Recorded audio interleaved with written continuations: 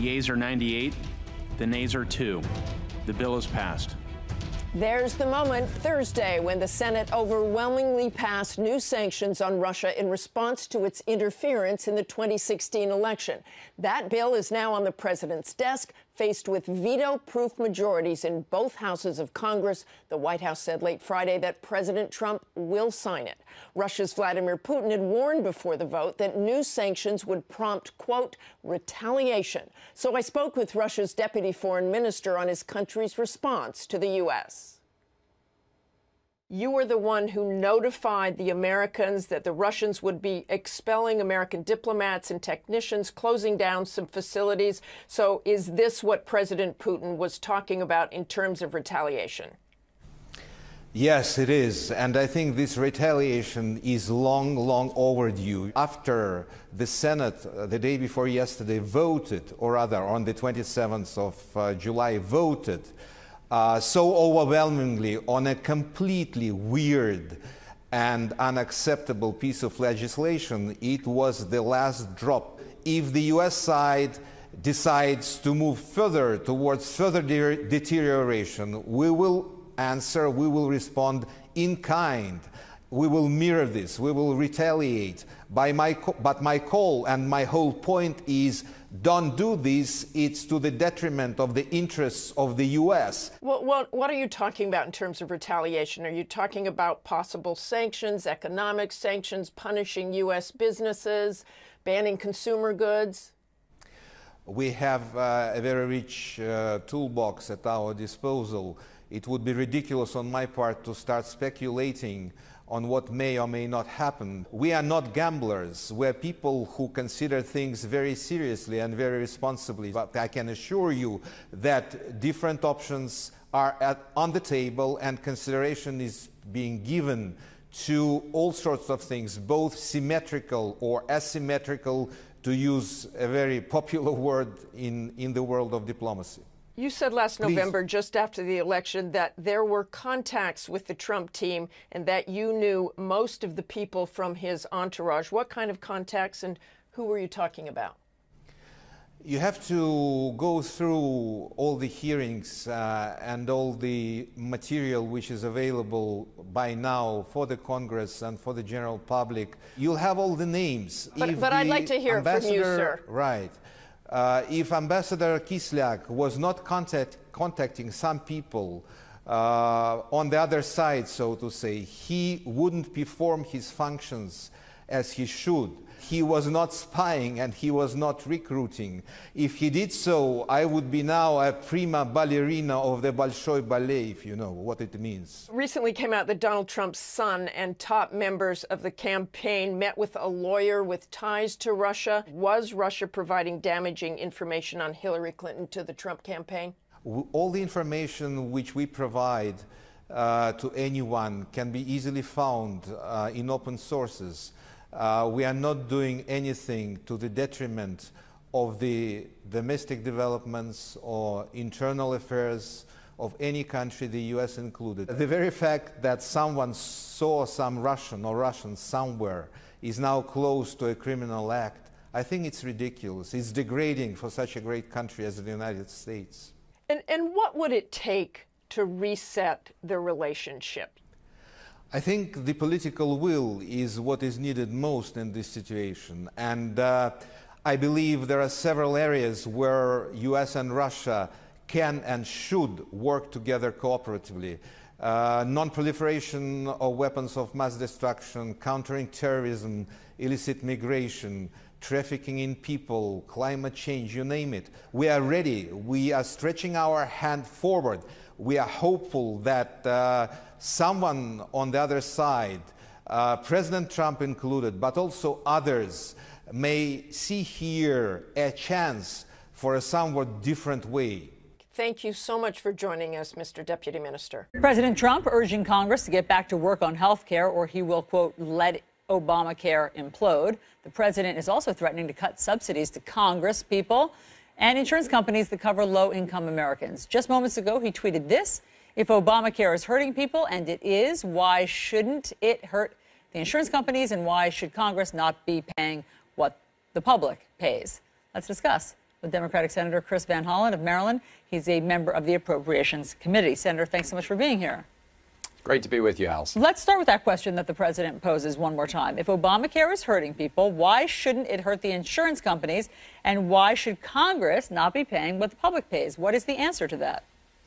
Well, first of all, Obamacare is not hurting people. In fact, what would have really hurt people was if we had passed Trump Care. And we know from the nonpartisan Congressional Budget Office that that would have thrown tens of millions of Americans off of affordable care. Right, but you know not everyone is delighted with Obamacare, and that people have grave reservations about it. Allison, nobody has said it's perfect. We've said from the very beginning we need to improve the exchanges. The first order of business is for the president to stop trying to sabotage the exchanges. There are a couple things that are totally within the power of the Trump administration. Number one, the cost-sharing payments that you just mentioned. Those have been going on for a long time. He's threatening to cut them off. That has created uncertainty, and that's why you have insurance companies threatening to increase premiums. Number two, enforce the individual mandates so you don't just have sicker, more intense care patients in the exchanges.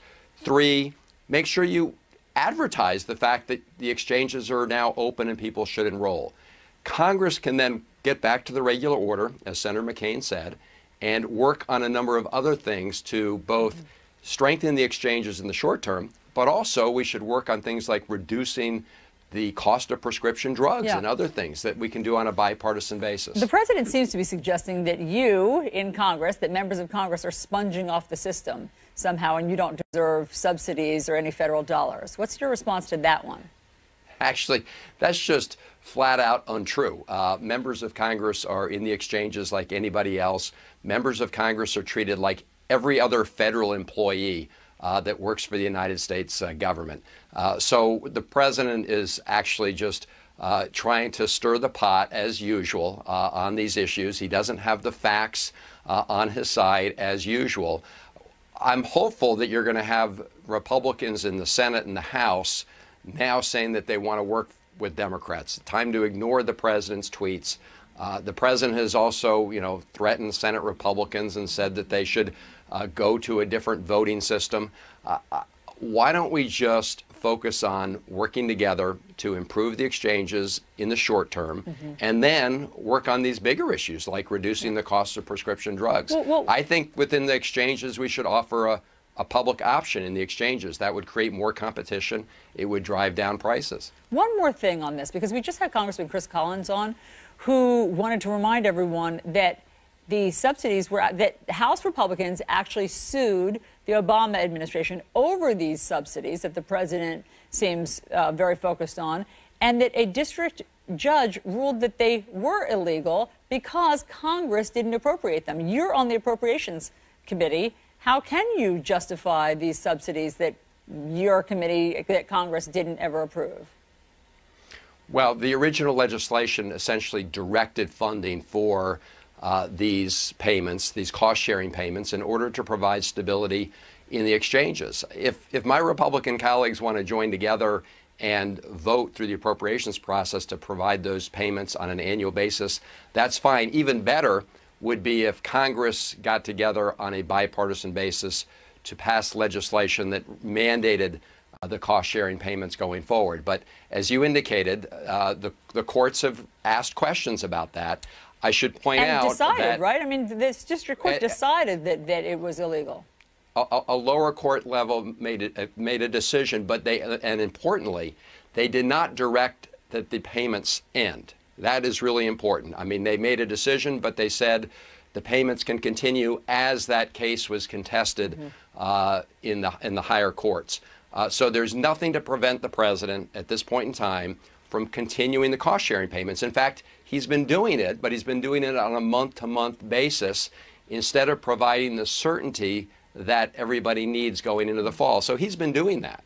And there's no reason for him to stop doing that now, other than the fact that he might want to sabotage the system. Senator, I want to read to you, there's another new tweet from the president that just came out. I've not read it yet, so we're going to put it here, I think, on the screen so that we can all read it together. Highest stock market ever. Best economic numbers in years. Unemployment lowest in 17 years. Wages rising. Border secure. No White House chaos. Your response? Well, let's just start at the end. I mean, obviously, there's incredible chaos in the White House, which is why they're bringing in General Kelly. I think the struggle for General Kelly is going to be that normally a White House chief of staff has to try and organize the staff. In this case, you have a commander-in-chief who is totally out of control, tweeting at all hours of the day and night, and there's no consistency to the policy.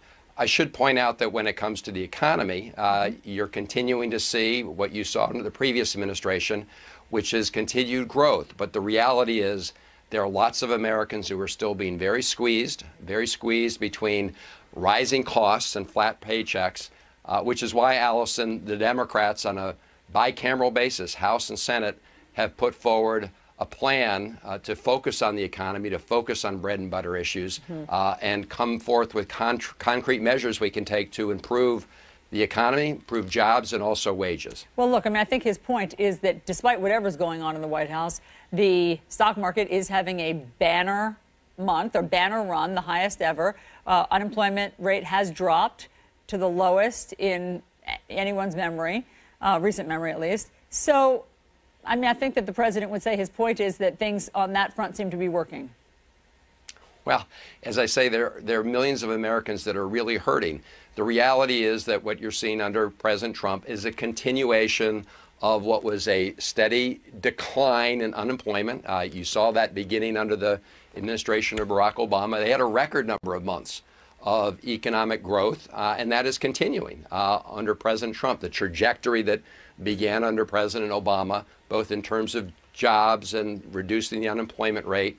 Stock market was up under President Obama as well. But that doesn't mean that there aren't millions of Americans who aren't hurting. The reality is folks at the top are doing very well. Yes, if you've got a lot of money in the stock market, you're doing just great. But everybody else is being squeezed, and people are working harder than ever. The gains are going to the top 1%, folks at the very top. Yeah. Everybody else is seeing flat paychecks, or they're falling behind, which is exactly, Allison, why we put forward a plan to begin to address those issues so we can grow the economy, but also do it with more shared prosperity. Senator Chris Van Hollen, thanks so much for taking time to be on New Day. Thank you. John. All right, tropical storm forms in the Gulf of Mexico. Who is in the storm's path? That's next. Out. So President Trump's election win surprised much of the country. And tonight, there's a new CNN special hosted by Fareed Zakaria that explores why Trump won. Let's take a look. The happiest people tend to be the people that are making a nice income, that really enjoy their life and their family life, and not the people of tremendous wealth that are constantly driven to achieve more and more success. You're expected to be a certain kind of a person, and maybe you're not necessarily cut out to be that kind of a person. How did that Donald Trump become this Donald Trump? I'd like to punch him in the face, I'll tell you.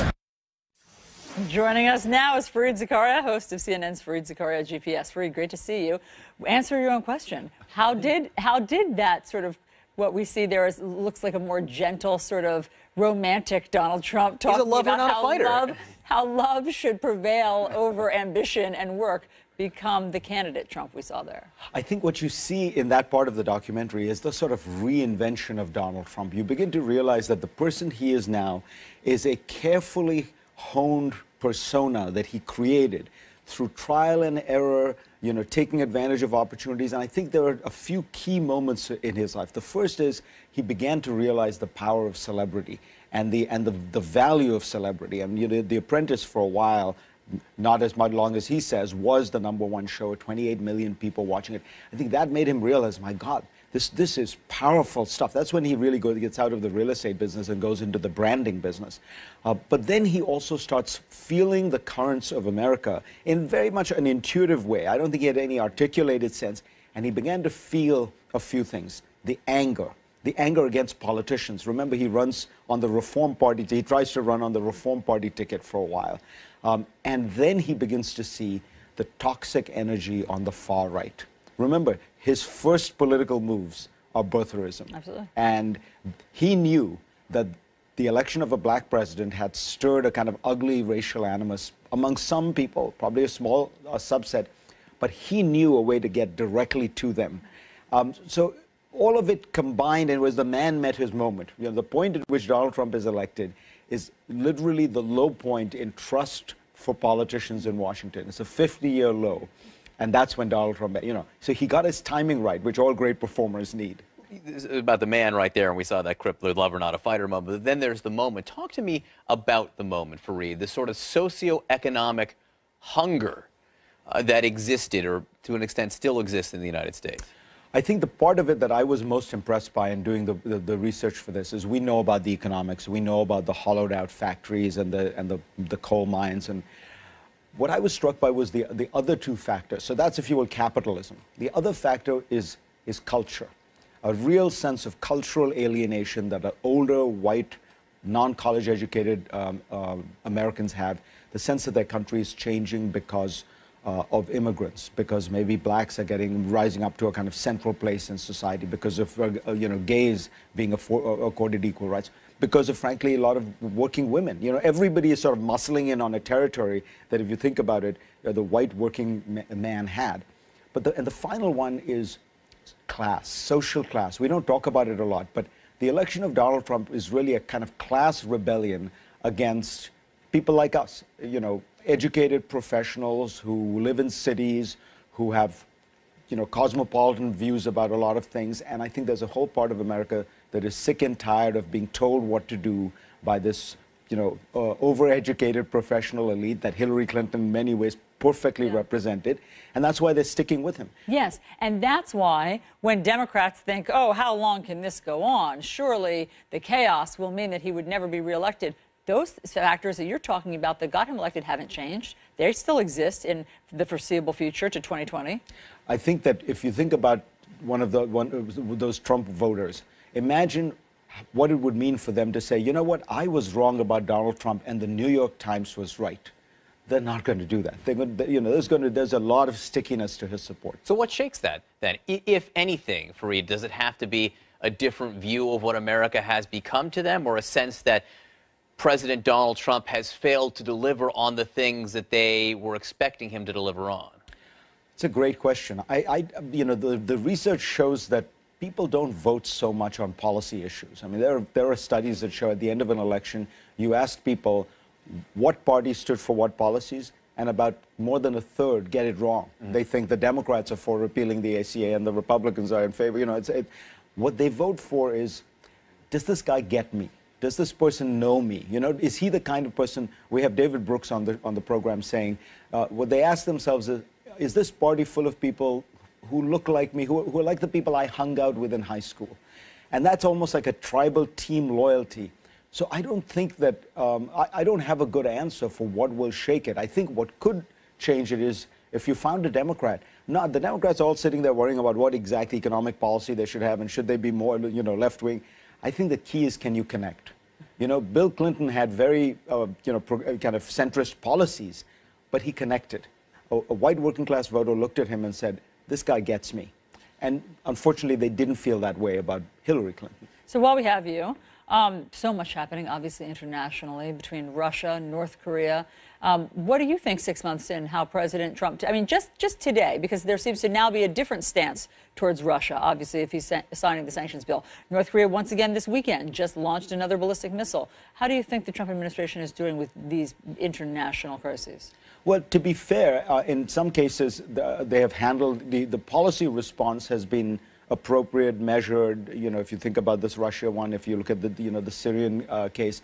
The problem is, I think that it is mostly because of delegation to a few good people like Jim Mattis.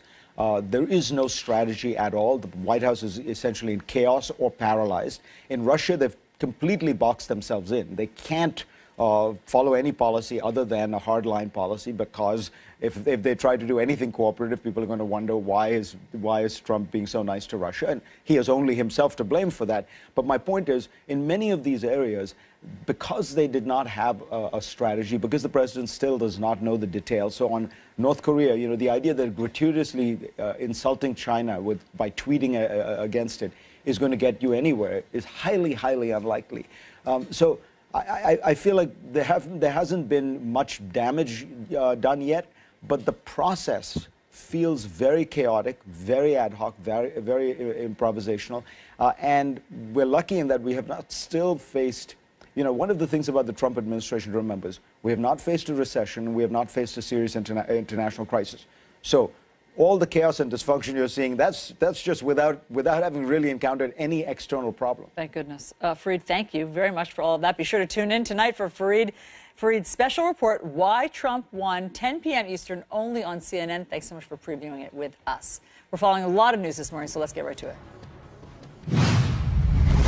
General Kelly will do a good job. He will bring some order to the West Wing. President Trump hits the reset button. All right, President Trump facing several foreign policy challenges, Russia's retaliations against new U.S. sanctions that are on the way, and North Korea's latest ballistic missile test. So how will the Trump administration respond?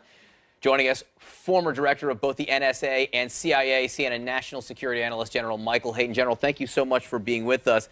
You know, the situation with Russia right now, with Vladimir Putin saying he will kick out 755 people who work for U.S. interests in the embassy staff in Russia right now. How would you assess the current status of the U.S.-Russia relationship? Well, John, it's about as dark as it's been in several decades. I actually heard someone describe the Russian view of the American administration right now as the president being Gulliver, tied down by all the Lilliputians in Washington, like me, the anti-Russian Lilliputian. So it appears as if President Putin, at least for the time being, has cut his losses in terms of a hope of a dramatic change in the Russian-American relationship. Although he didn't cut it completely, John, I think it was quite interesting that he took this step after Congress had passed the additional sanctions, but before the president signed them. So in other words, he's cutting out President Trump from this current action, a little glimmer, room to maneuver for him in the future. So what does that mean? It means that you think he's not holding President Trump responsible? Well, I think he's seeing that President Trump is unable to change the direction, the overall direction of American-Russian relations. And so as a matter of style, of keeping options open, the timing, doing it now, not waiting until the president has signed the sanctions, gives him a bit of an opening to play a card perhaps sometime in the future, Allison. But I think we're in this pretty dark state for a very long time. It's pretty interesting. That's a pretty interesting a note right there that you think he's trying to give the president some space there. The vice president, right now, he's in the Baltics. And Vice President Mike Pence actually made the claim, and we'll play this for you, that it's the president's tough talk, as he's characterizing it, that caused Congress to issue these sanctions. Let's listen to the vice president. I think the president's confirmed repeatedly that we believe Russia did meddle in U.S. elections. I think he's also said that it could have been other actors as well, but he's confirmed his belief and our intelligence that Russia was involved in meddling in U.S. elections, and it's part of what inspired the bipartisan action in the Congress to codify the sanctions that our administration has been implementing against Russia, and we'll continue to advance that. Now, General, it may very well be that the vice president's right, that the president did inspire Congress to pass these sanctions, but I'm not sure that the inspiration is quite how he portrays it. It seems as if Congress is saying, we're taking this out of your hands. Yeah, actually, you know you're winning in Washington, John, when you begin to say that it was your idea rather than the other guys. Although there is one important aspect here that I think we should not ignore, and that's the vice president's trip. He's going to Estonia, Georgia, and Montenegro. 3 countries, 3 friends of the United States who have all had one form of Russian intervention or another since 2007. That's actually a remarkable journey, and I think in itself a pretty strong signal to the Russians that at least the vice president's office very much objects to their behavior. Well, look, and the president went to Poland, too, before he met, with the G20. So the president, is clearly involved in sort of this geographic boxing in as well. It does seem deliberate. General, let's talk about North Korea. It just seems to get worse and worse. The news just seems to get worse and worse. There's never any glimmer that North Korea is listening or going to change or cowed at all by the international community. Just this weekend, yet another ballistic missile test. What can the U.S. do? Allison, not much. Our options here are limited. I think the Trump administration is now beginning to realize that there are some problems out there without real solutions. There are conditions to be managed, and their predecessors didn't have to be weak or unintelligent for this problem to continue. Look, let me lay out maybe 3 tracks that we could go down. One is accepting the North Koreans as a nuclear power. That's not very good. The other is doing something kinetic that could very likely lead to very serious conflict on the Korean Peninsula. That's not good. So where are you left, Allison? You're left where the last 3 administrations have been. Diplomacy, sanctions, and perhaps bucking up the defenses of ourselves and our friends in the region. That's where we are. General, can I ask you a question? Do you think Kim Jong-un, and to a lesser extent Vladimir Putin, and other leaders around the world are watching what's going on in the United States, sort of the chaos that has existed in the West Wing over the last week specifically, but longer in some cases, and seeing that as something they can take advantage of?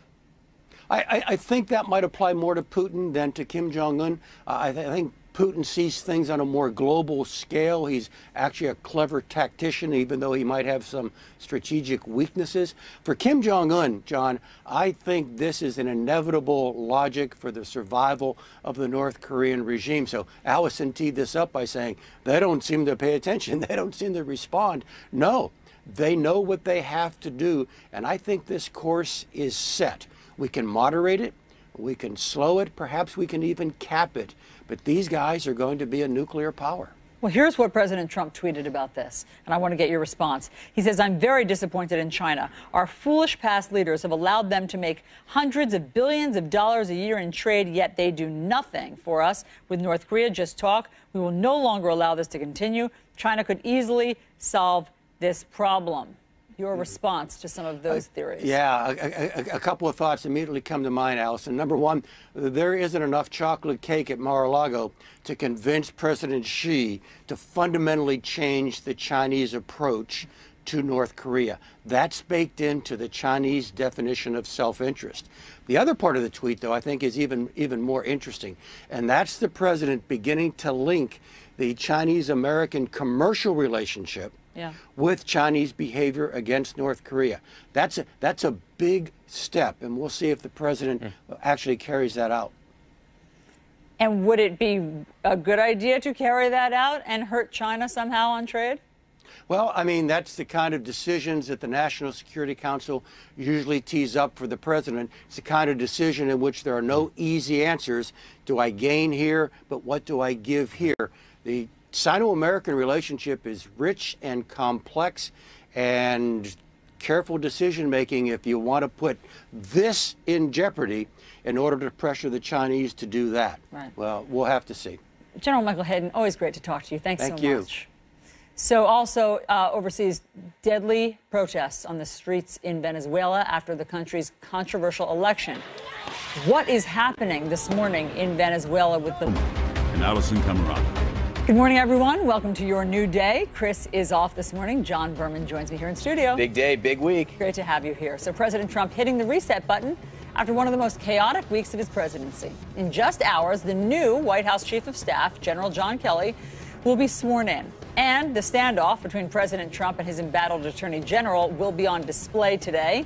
The president is set to meet face-to-face with Jeff Sessions at a cabinet meeting this morning. And as far as we know, the first time they've spoken since the president started saying out loud that he wishes maybe he were gone. All this as President Trump faces several foreign policy threats. Russia's Vladimir Putin has ordered the U.S. to cut its diplomatic staff by more than half in retaliation for new sanctions. And North Korea's latest missile test has President Trump intensifying pressure on China to do more to stop that country's nuclear ambitions. We have all this covered. I want to begin with CNN's Sarah Murray live at the White House. Good morning, Sarah. Good morning, John. Well, it is John Kelly's first day in a very big job. He'll be sworn in later this morning, followed by a cabinet meeting. And of course, the question on top of everyone's minds is, can Kelly actually bring order to this very wild West Wing? Reince is a good man. John Kelly will do a fantastic job. President Trump turning to retired four-star General John Kelly for help rebooting a stalled White House agenda and reining in a chaotic West Wing. That's after Reince Priebus became the latest in a string of high-profile Trump officials to be pushed out in the first 6 months. And I think the president wants to go a different direction, wants a little bit more discipline, a little more structure in there. It remains unclear how Kelly's appointment will impact the chain of command at the White House, and if the former Homeland Security chief will exert any influence over the president's own behavior, including his use of Twitter. You have to let Trump be Trump. Anybody who thinks they're going to change Donald Trump doesn't know Donald Trump. The president remains at odds with many in his party over his repeated public attacks on Attorney General Jeff Sessions. Well, it's kind of hurtful, but the president of the United States is a strong leader. The two men are expected to come face-to-face today at the president's cabinet meeting. Trump also turning to health care this weekend, blasting the Senate's failed efforts to dismantle Obamacare, tweeting, "Unless the Republican senators are total quitters, repeal and replace is not dead."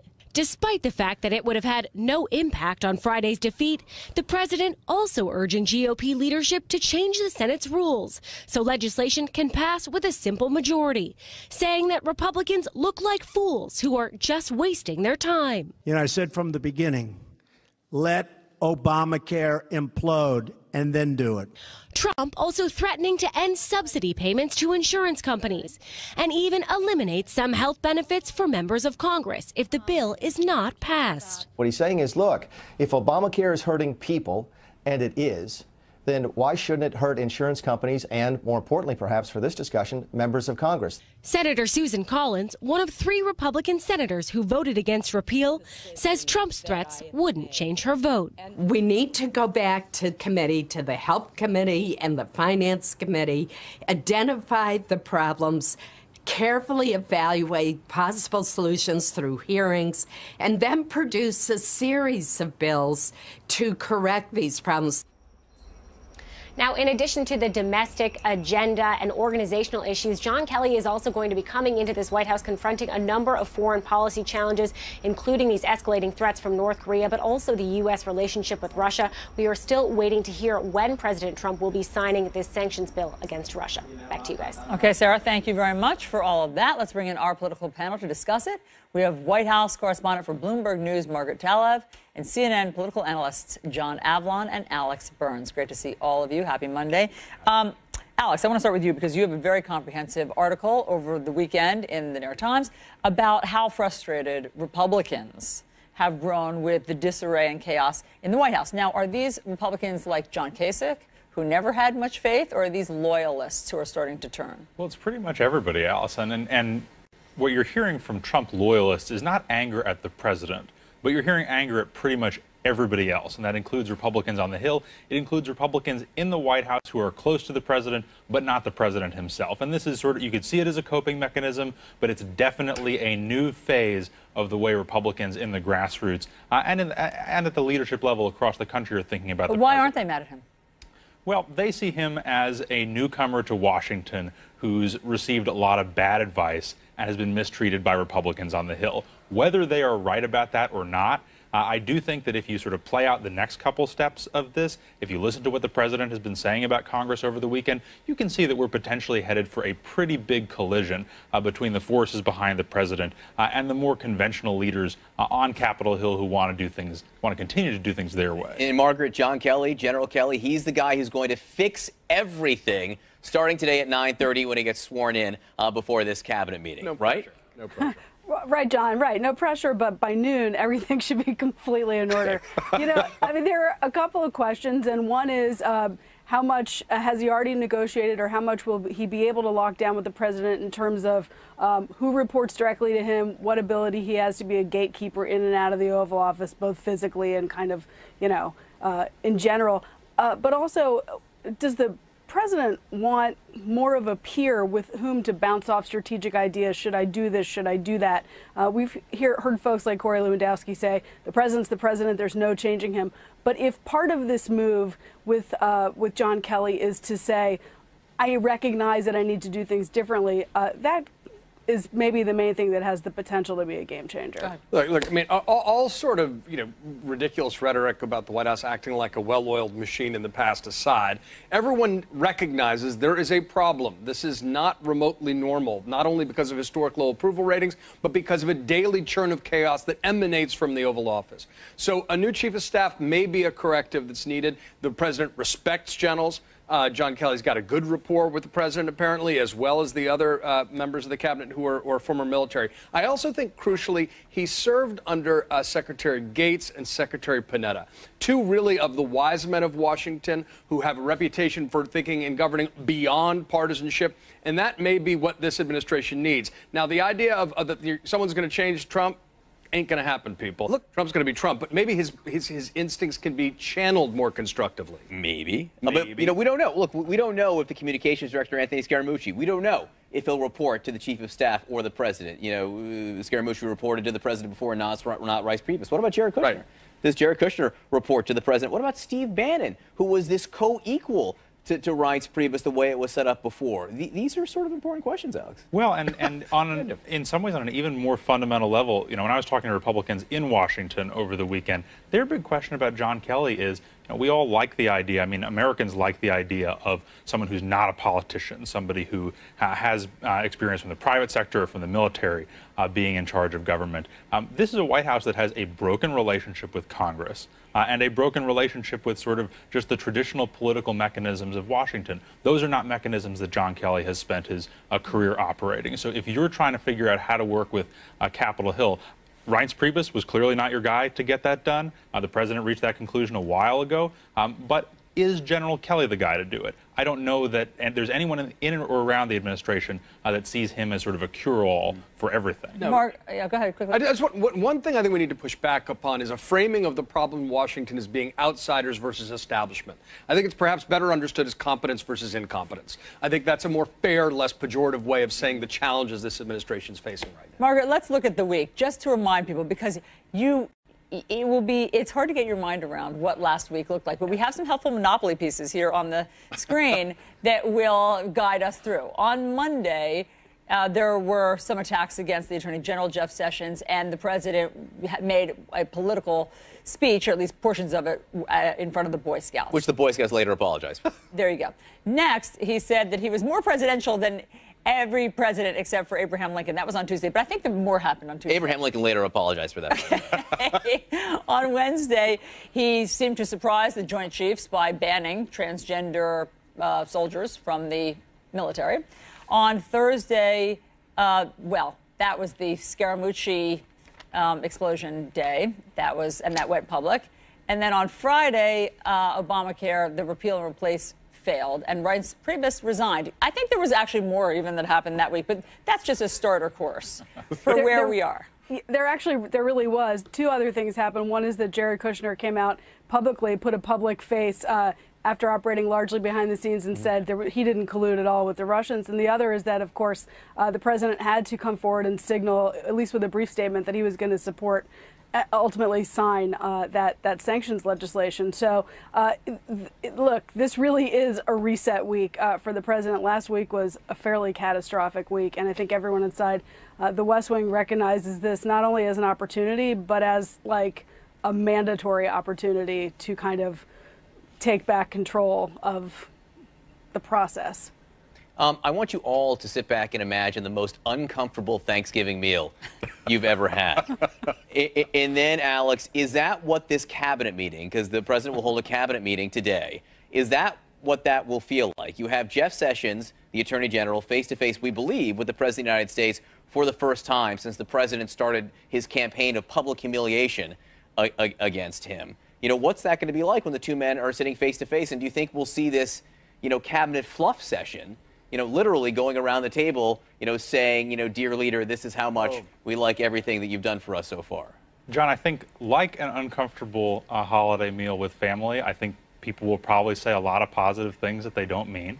And I think they will probably all be on their best behavior, right? I think that anyone expecting sort of public enmity between Donald Trump and Jeff Sessions face-to-face, if that were going to happen, it might have happened already. One of the sort of ironies of this president, right, is that he's known as such a tough guy. He's known as someone who likes firing people. actually hates face-to-face confrontation Right, with people who he's close to. So, I wouldn't be shocked to see him say really nice things about Jeff Sessions at the cabinet meeting, and then maybe turn around and say not so nice things in a different context. That's pretty much been the pattern with the president and a lot of people who are close to him. Is this whole John Kelly move to chief of staff, is this part of a larger chess game, as has been speculated, where Jeff Sessions stays, but he's moved to Department of Homeland Security? So I'm reluctant to embrace the chess metaphor with this presidency and administration. That said, there certainly has been a lot of telegraphing that this could be a quote-unquote elegant solution to the president's problem. You move Sessions over, you don't fire him, make it less of an insult, and then maybe put a more compliant AG who comes in who would take the steps necessary to fire Mueller. If that happens, it will not actually solve the problem because it's transparently what it is. It's an attempt to basically just achieve the president's ends with sort of minimal insult. And you're saying it won't work because Republicans are going to recognize it for what it is. Lindsey Graham's already called it out and said that looks wrong, it feels wrong because it is wrong.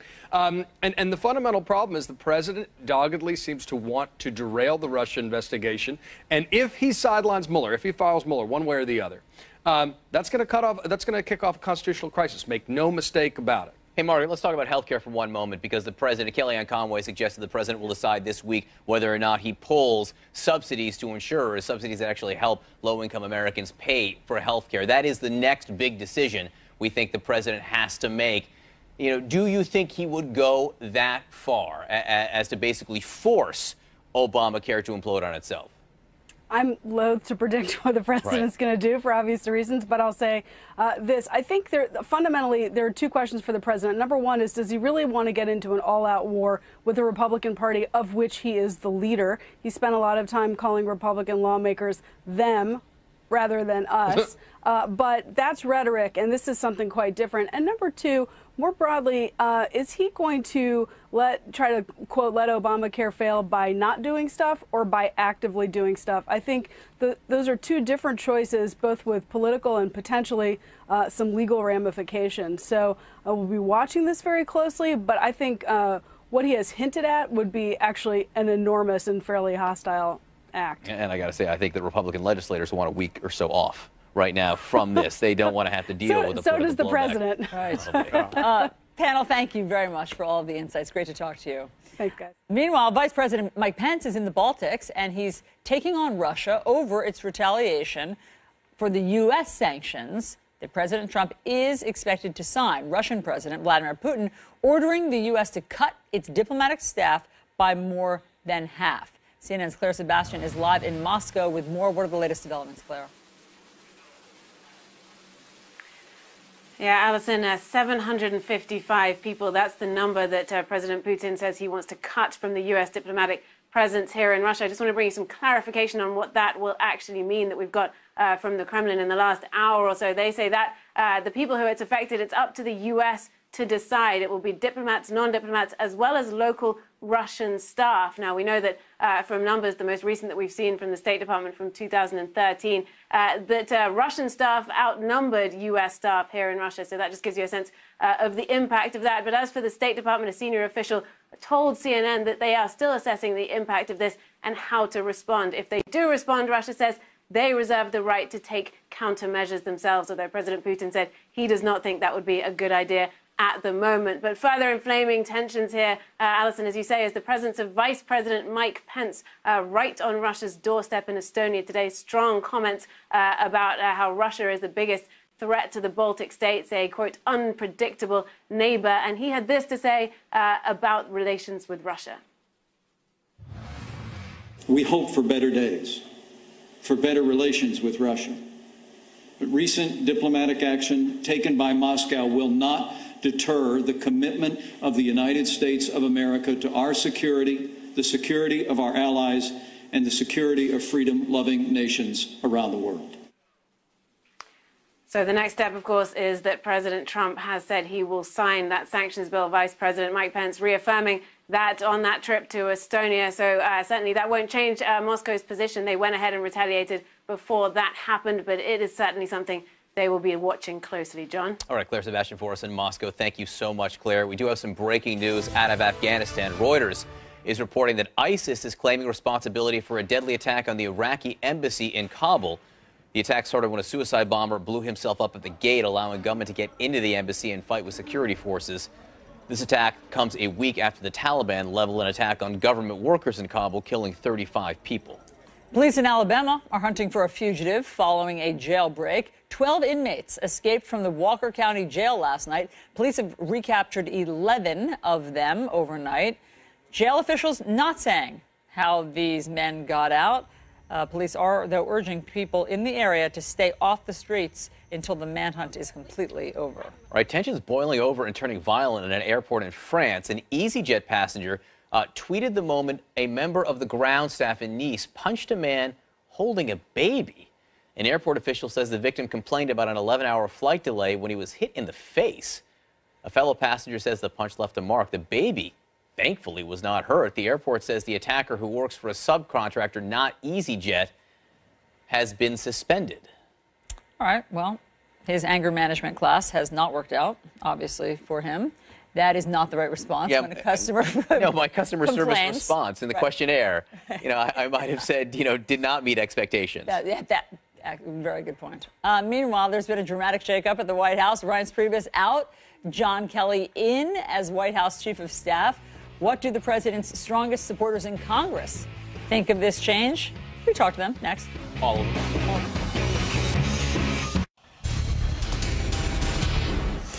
In just a few hours, General John Kelly will be sworn in as White House Chief of Staff, replacing Reince Priebus. Priebus is the 7th person to leave the Trump administration in just 6 months. Does his departure mark a new beginning? Joining us now is Republican Congressman Chris Collins of New York. Good morning, Congressman. Oh, good morning, Allison. Nice to see you. How are you? I'm well. So, what do you think will change with General John Kelly as Chief of Staff? Well, first of all, let me put a little different spin on what we heard earlier from Alex. This has been a great week for the president. I was at the Jamboree, 40,000 Boy Scouts shouting, "We love Trump, we love Trump." Banning transgenders, which is probably supported by the vast majority of Americans. Well, hold on, Congressman. Wait a second. Just 1 second here. He didn't tell the Pentagon. Okay? The Joint Chiefs were taken by surprise. How is that a great rollout of a new policy? President Trump is President Trump. He is the commander-in-chief. He can roll things out however he wants. He doesn't report to the Joint Chiefs. They report to him. Sure, but it creates a little bit of chaos, you'll agree, right? They didn't know about this policy. They, in fact, have said they're not going to do anything about it. They're not going to enact it because there are no details for how to do so. Well, he's going to be rolling that out. But again, he's the President of the United States Commander-in-Chief. On Friday, we were in New York City talking about MS-13. Something that is the scourge of America. He's taking the fight to the criminal element. He's dealing with North Korea. He's dealing with Russia. And now he has solidified the inner circle of the West Wing with John Kelly, with Anthony Scaramucci, two great individuals. I think it's all coming together extremely well as we move into tax reform. And let's remember, it was 6 months ago that President Trump said, let's not work on health care. Let's move on tax reform because we're not going to be able to do health care by ourselves. We need Democrat help. He knew we weren't going to get Democrat help. We didn't get Democrat help. We wasted 6 months on health care. Look, Democrats say they weren't invited to the table, as you know. And by the way, you didn't actually need the Democrats. You could have done it just with Republicans in the Senate, but that didn't work either.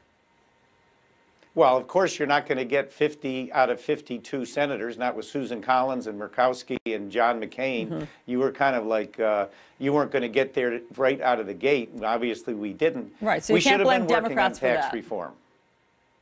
Oh, sure we can. They're the ones that created Obamacare. They wouldn't help us fix it. Now you got Joe Manchin saying, let's get together. But by the way, we're not going to touch the expansion. Well, hold on a second, Congressman. They say that they will help you fix it. They won't help you repeal it. No, they'll help us fix it on their terms, and we're not going to continue to pay 90% on expansion in the. Appreciate it very much. Let's get some reaction. Mike Rogers, first to you. What do you think?